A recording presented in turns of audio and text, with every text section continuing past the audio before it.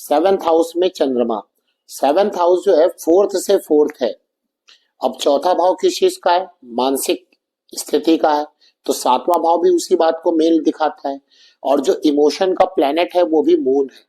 अगर seventh house में किसी के मून बैठता है, चंद्रमा बैठता है, तो पहली तो बात, ऐसा व्यक्ति ना बहुत इमोशनल होता है और बहुत ही इमोशनल होने के कारण आसानी से वो किसी भी दूसरे व्यक्ति के संबंध में आसानी से फंस जाता है, दूसरे के झांसे में फंस जाता है। अगर ये कुंडली, लड़की की कुंडली में इस प्रकार का चंद्रमा है और साथ में वो मैलेफिक प्लेनेट शनि राहु केतु से दूषित हो रहा है, तो ऐसे जो मतलब कि लड़कियां होती है ना, वो गलत लोगों की शिकार हो जाती है। यानी गलत समझ गए होंगे आप लोग कि इनको ना बड़ा सोच समझकर बाहर अपना मतलब किसी से बात करनी चाहिए और बहुत इमोशनल नहीं होना चाहिए। अपना ये इमोशन में ही ये गलत संगत में फंस जाती है और बाद में इनका जो है इनका टॉर्चर यानी इनकी ब्लैकमेलिंग भी की जाती है। तो ये बात ध्यान रखनी है। अगर सेवेंथ हाउस में चंद्रमा, लेकिन चंद्रमा मैलेफिक होना चाहिए तभी असर होगा। अगर चंद्रमा आपका क्या नाम है, अमावस्या के पास का है, त्रयोदशी चतुर्दशी अमावस्या के आसपास का है, कृष्ण पक्ष का चंद्रमा, तो कमजोर चंद्रमा माना जाता है। यहाँ पर जो ऐसे जातक होते हैं उनमें इमोशन बहुत ज्यादा हो जाता है और ये नेगेटिव इमोशन हो जाता है। इनमें चिड़चिड़ापन बहुत ज्यादा आसानी से देखने को मिलता है।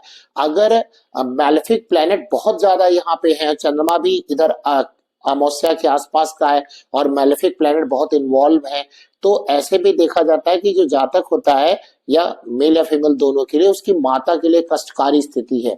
माता की उम्र कम भी हो सकती है या अर्ली एज में माता के सुख से वंचित हो सकता है। सुख के वंचित होने का मतलब ये नहीं होता कि माता की मृत्यु, माता से दूर चले जाना, या आजकल लोग बाहर भी चले जाते हैं, या माता से दूर रहना, या मतलब कि माता से मतलब उनके व्यवहार अच्छे ना होना, ये सब चीजें दिखाता है अगर सेवेंथ हाउस में चंद्रमा मैलेफिक है तो। अगर मैलेफिक नहीं है तो ये चीजें ठीक नहीं होती। और जो मैंने पहली कंडीशन बताई कि अगर सेवेंथ हाउस में चंद्रमा है और वहां पर मैलेफिक है तो फिर जरूर थोड़ा सा सावधान रहना चाहिए। स्पेशली गर्ल्स कैंडिडेट को, लड़कियों को जरूर सावधान रहना चाहिए। वो गलत संगत में बहुत आसानी से फंस जाते हैं और उनका लोग फायदा भी उठाते हैं, उनका शारीरिक शोषण भी होता है और ये बहुत इमोशनल भी होते हैं और आसानी से लोग फंस भी जाते हैं। इसके साथ साथ अगर राहु का इन्वॉल्वमेंट है चंद्रमा के साथ सप्तम भाव में, तो ऐसा व्यक्ति ना बहुत आसानी से दूसरों से ईर्ष्या करता है। बिना बात की उसको ना दूसरों से चिढ़ लगती है, दूसरों से वो जलन होती है, अपने आप को दूसरों से कंपेयर करेगा और जरा सा भी नीचे होगा तो ये अपना जो इसका मूड स्विंग होने लगता है। ये एक बड़ी प्रॉब्लम है। यहाँ चंद्रमा की रेमेडी बहुत जरूरी है। साथ में यहाँ पर लेकिन अगर हम ये देखें कि सेवेंथ हाउस में चंद्रमा है और अगर बहुत अच्छा चंद्रमा है, यानी कि आपका पूर्णिमा के आसपास का चंद्रमा है, बृहस्पति शुक्र से देखा जा रहा हो या शुक्र से दृष्ट हो या शुक्र के साथ हो, तो जो जातक का स्पाउस होता है ना वो सुंदर होता है। अगर लड़का है तो लड़की जो होगी वो मतलब उसकी जो मिलेगी पत्नी मिलेगी वो सुंदर मिलेगी। और अगर जो है लड़का है तो लड़की है तो उसको जो उसका हस्बैंड होगा वो थोड़ा सा हैंडसम होगा, सुंदर होगा, स्मार्ट होगा।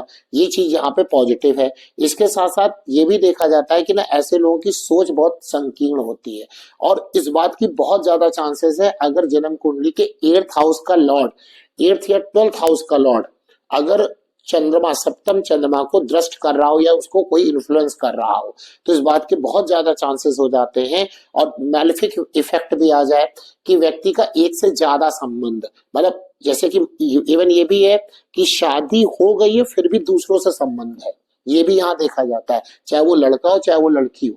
तो सेवेंथ हाउस में चंद्रमा ये बड़ी अच्छी स्थिति नहीं मानते यहाँ पर। तो एक से ज्यादा और ये जो संबंध होते हैं वो केवल भावनात्मक संबंध शारीरिक संबंध में कन्वर्ट हो जाते हैं। ये बहुत खराब बात यहाँ पे देखने को मिलती है। यानी कि कुल मिला के आप समझ लीजिए चरित्रहीनता का योग भी ये बन जाता है अगर 8th और 12th का लॉर्ड वहां पर आ जाए तो।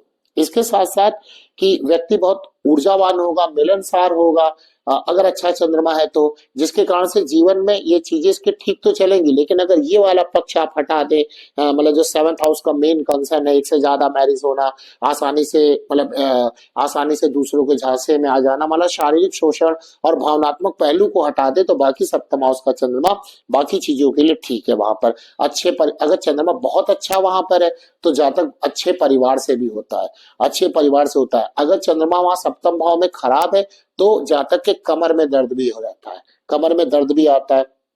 और उसके साथ साथ चंद्रमा अगर मैलेफिक इन्फ्लुएंस में आ जाए और तो ऐसा जातक कंजूस होता, अपना पैसा आसानी से खर्च नहीं करता है। लेकिन अगर घटता हुआ चंद्रमा वही खराब चंद्रमा है तो हमेशा ऐसा व्यक्ति दूसरों से झगड़ता रहता है। ये इसका अगला नेगेटिव पॉइंट है।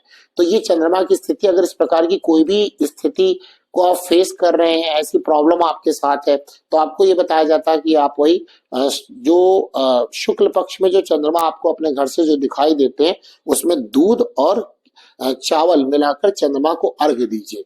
और साथ में सोमवार का आप अगर फास्ट रख सकते हैं तो फास्ट रखिए, और शंकर जी की उपासना आपके लिए बेस्ट होती है। यही चंद्रमा, अगर 7th का चंद्रमा, ये सबसे बढ़िया रेमेडी आपके लिए है।